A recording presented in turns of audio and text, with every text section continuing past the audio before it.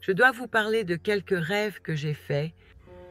Ils ne se sont pas produits hier ni la nuit dernière. Je ne me souviens plus quand je les ai faits, mais je les ai notés. Et aujourd'hui, je ressens le besoin de les partager avec vous.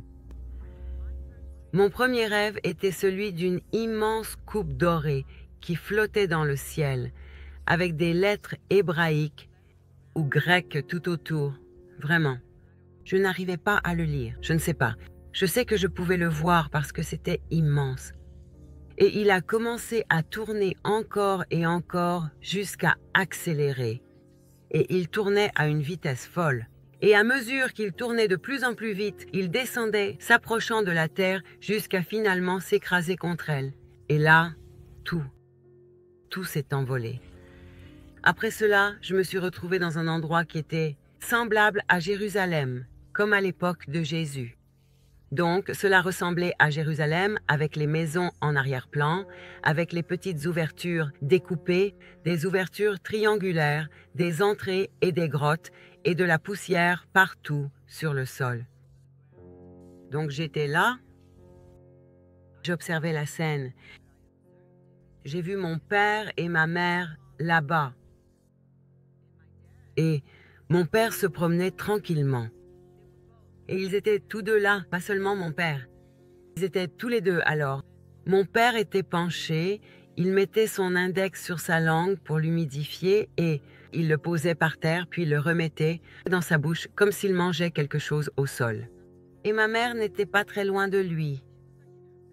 Et elle portait comme une robe de chambre ou des vêtements d'intérieur.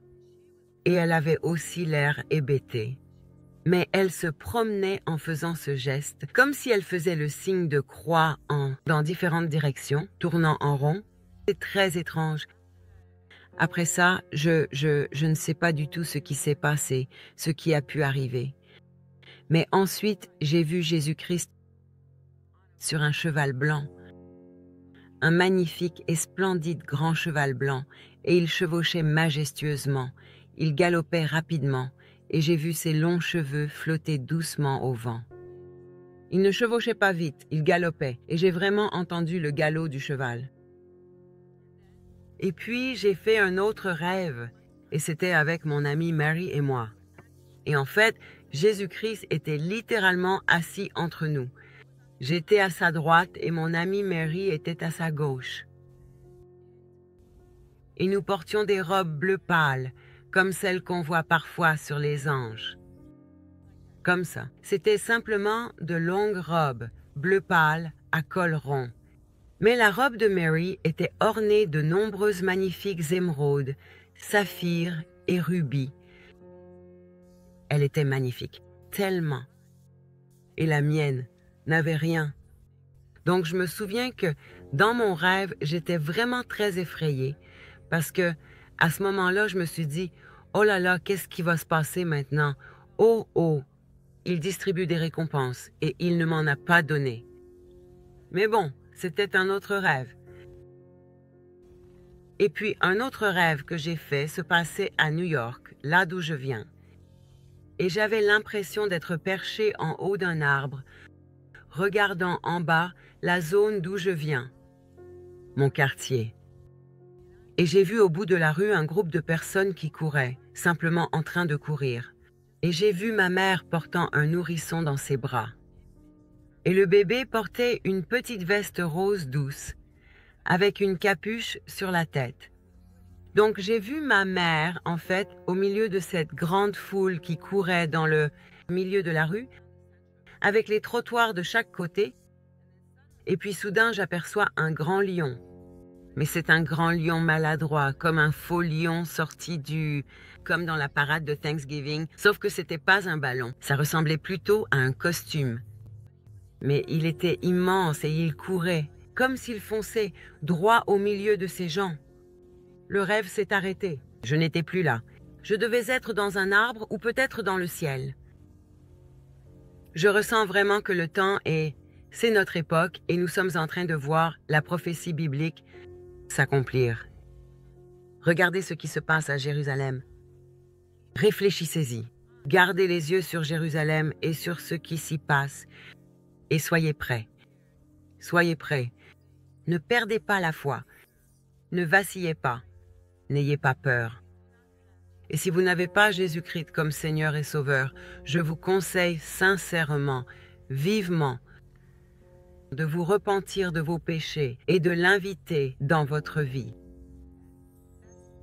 Et de vivre du mieux que vous pouvez en tant qu'être humain, car il ne nous reste plus beaucoup de temps. Bonjour à tous. Je voudrais partager un rêve que j'ai fait l'autre jour, ce passage des Écritures. Voici, le Seigneur rend la terre totalement déserte, il la dévaste et la bouleverse, et il disperse au loin ses habitants. Et il en sera du peuple comme du prêtre, du serviteur comme de son maître, ainsi avec son maître qu'avec la servante, ainsi avec sa maîtresse qu'avec l'acheteur, comme pour le vendeur, comme pour le prêteur. La terre sera entièrement vidée et totalement dévastée, car c'est le Seigneur qui a prononcé cette parole. Je n'ai jamais lu ce passage de ma vie. J'ai fait un rêve avant de lire ce passage. Et dès que je me suis réveillé, j'ai lu ce passage. J'ai fait un rêve où je marchais le long d'une route et j'ai entendu une trompette dans les cieux, une trompette très très forte.